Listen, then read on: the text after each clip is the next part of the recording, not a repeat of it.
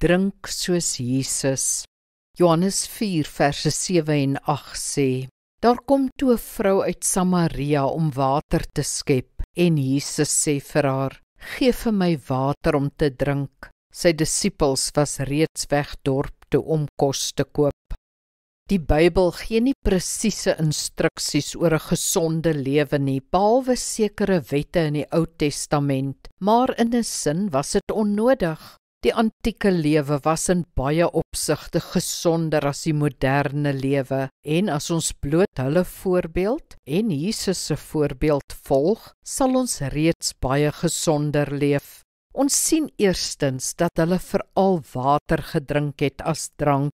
Wyn is ook gedrink, as ook bier en melk, maar water was die algemene drank. Dis goed so, want ons liggame is gemaak om met water te funksioneer. Drink dus soos Jesus. Drink water.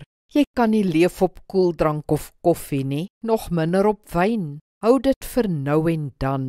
Kry vir jou 'n glasbottel vars water en drink dit deur die dag. As jy dit nodig vind, kan jy vir jou smaak byvoeg deur 'n skeut suurlemoensap, peppermint of komkommer.